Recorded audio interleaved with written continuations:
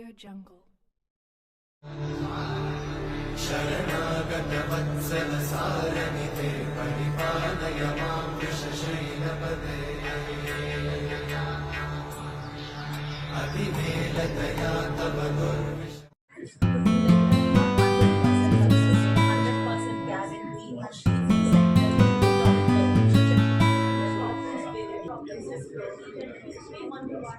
easy center different. And when you are looking at an general information, so what you need to do is you first need to understand with your doctor, especially, or if you are looking for a good doctor, then you go debunk a lot of myths and facts. So we work with doctors who tell us what are the existing myths in the industry and what are the facts. So in these ways, people can access the right information. And whatever said and done, whatever information you have out there, when it comes to a young couple who is looking at resolving an issue of fertility or who has an issue of fertility, I would still say that the best thing is to go walk into a gynec's clinic, show them what your body type is or what the issues are, and understand from the doctor. And see, it's a very old saying that you have to trust your doctor. And the doctor also has to talk with them in a very simple language.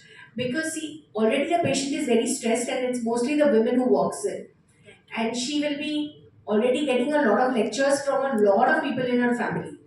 So as doctors, if you simplify it for them, I think that's the best. So my main thing would be that yes, there is information, but if you have a problem, just go to the right gynac, first figure it out, and then probably as gynacs also refer to fertility clinics, go to the best one that is available.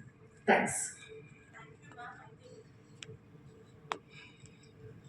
So much for highlighting the importance of not just relying on the information that you get on Google or ChatGPT, because now Google and ChatGPT has started treating patients, unfortunately, and patients have started taking treatments based on that.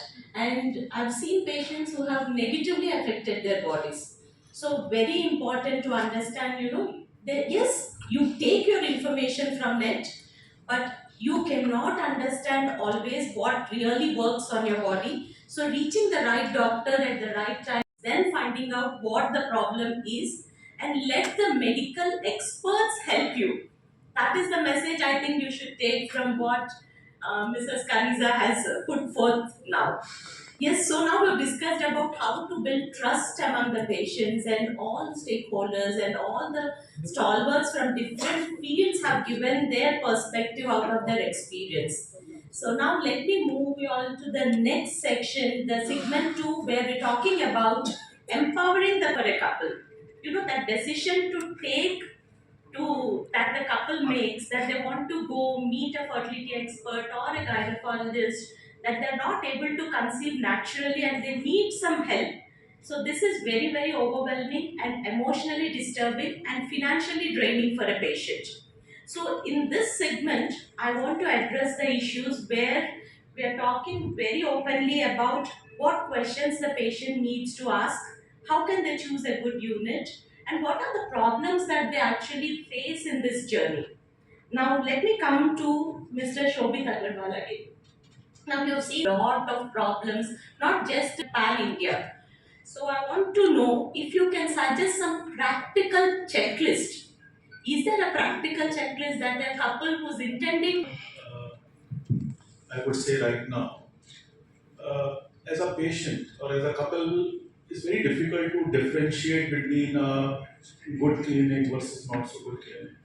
And as Dr. Geete Sharma was mentioning, that there was a lot of mushrooming of the clinics which were not ethical or they were not doing the right practices, and the act came. So act could check few things to some extent, but good clinics versus not so good clinic is always there, right? So uh, to differentiate between good and not so good clinic, that's what your question also. One, I would say that as I was saying that education is very, very important, and I think this is our collective duty as a as a media, as a hospital, or as a legal, or like that we should kind of create a good awareness of a good clinic versus not so good clinic. I think there was a requirement of the Act also that National Registry would be publishing or at least capturing the data and giving that to the people who are going to take the treatment, which is still not done. But that's also a very large thing because people, like, different clinics keep on claiming very unrealistic number that they talk about 80% success rate, 90% success rate, etc., which is typically not possible practically. So I think the government also has to come and tell us that what is the transparent success rate of each clinic. But if you ask me my checklist, first thing I would make sure as a patient that the clinic is registered under ART. As Dr. Gideon said, the first thing that the basics are in place, the clinic is registered. I think that's very, very important for the patient to know that. And typically, if you go to any clinic, the ART registration should be hanging on the OPD. So first they have to ensure that the clinic is ART registered. Second thing, they have to go beyond the success rate, right? So typically people, so what I was saying, one is like definitely the patient has to ensure that the clinic is registered. Since there's a lot of noise in the market, especially digital media, as I was saying, people will keep on claiming that yes, delivering 70%, 80%, 90%. I've seen 100% success rates also. I think people have to educate it and they have to look beyond the success rate, right? What kind of treatment is being provided? So just if I take half a minute, then there's something called self cycle and something called donor cycle. Self cycle is when the husband-wife give their own bits, and donor cycle is when the gametes are donated by somebody externally, right? Either eggs or the sperm. So this is also one of the main important thing which people or like a patient has to see whether the clinic is providing self cycle or they are like more insisting on the donor cycle, because self cycle is of course a little difficult treatment, right? And of course with the donor gamete it becomes much more easier with higher success rates, etc. So I think people have to look beyond success rate. People will have to look at the right, pricing, costing, like, because they have to see which clinic is more transparent, which clinic is more ethical. I think these are the very, very important things one has to look at, right? And those are like, as I said, those are difficult things to judge, and especially from the external. So I think you have to meet doctors based on your research or based on your own basically recommendations from your gynae and against doctors, against hospitals. But this type of infertility related cases, I faced only one case. I should not give the name of that institution also and police station also. Complaint. Later, within few days, around 20 ladies have come, most of them from villages, very poor. They were saying that they were being exploited, and 2-3 young girls also came saying that their embryos have been, I don't know what, I don't know the correct pronunciation, that also being stolen. So somehow we have booked the case, and at that time the case was only cheating and criminal breach of trust, only IP sections were there. But now this Assisted Reproductive Technology Act has come, 2021. And after coming this, recently in Secunderabad, some clinic Srushti, something like that. So there was a case against them. So it was a very famous case where a lot of money was involved and even the babies were sold. So what I mean to say is that any money is involved and more number of persons are coming to institutions, normally it tends to do an exploitation. So that exploitation, to regulate that, this act has come. So whenever we receive the complaint, definitely we'll use this act, and all doctors and all your staff knows the act very well, and better make it aware more, because nobody is aware. Even first time reading this act, being an ACP, or first time public doesn't know that, and the act should be clearly mentioned in your IVF. There is an approach policy in these sections. So like this, if you display, so that the poor people, even in my village, 30, 40 years back, if a lady is not having children, they they used to be discriminated. Even they are coming in front of us, they used to go in another way. తెలుగులో గుడ్ర అని అంటారు.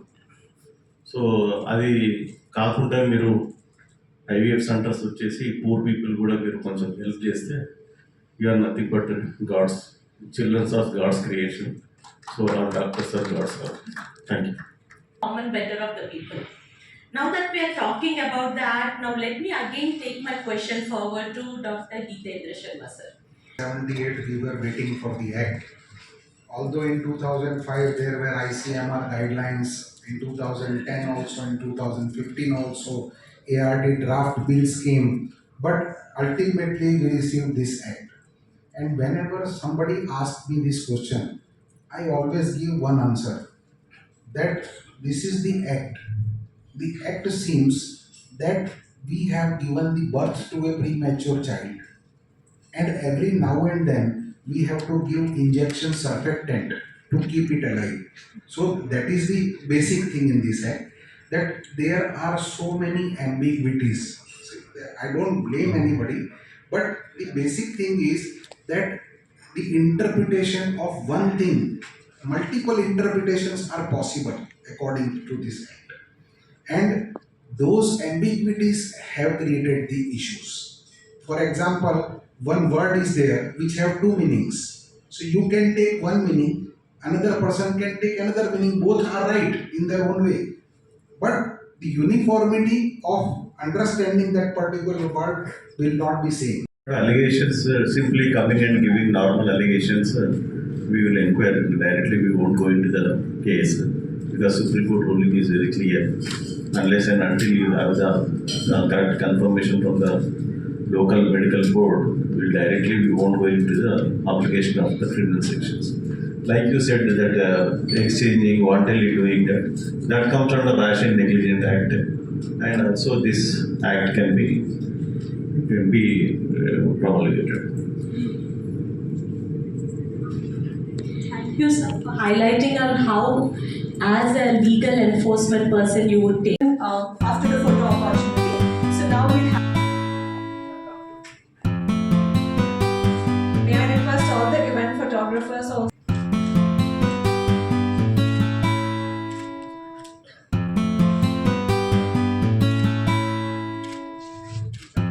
The file state is Shrimurti Krishna.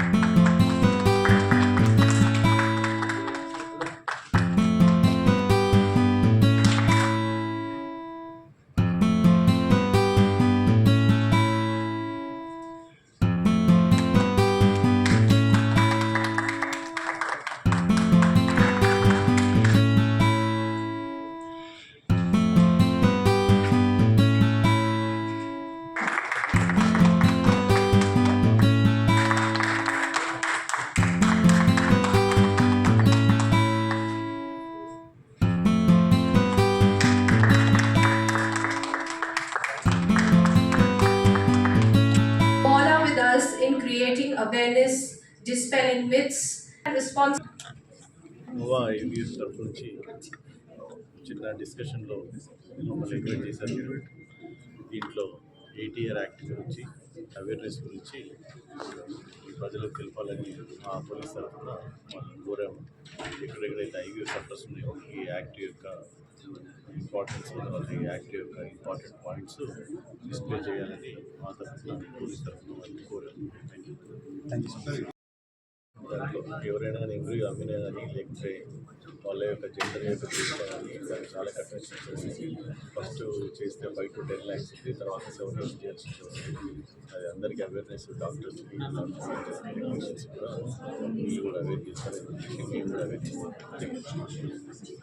IVF fertility, we have conducted a panel discussion where we have involved our CEO Mr. Shobit Agarwal వచ్చారు, తర్వాత law enforcement నుంచి మన ACP mister Shri Murali Krishna గారు వచ్చారు, తర్వాత ఒక మెడికల్ జర్నలిస్ట్ మిస్సెస్ కనీజా వచ్చారు, తర్వాత medico legal expert doctor Geetendra Sharma వచ్చారు.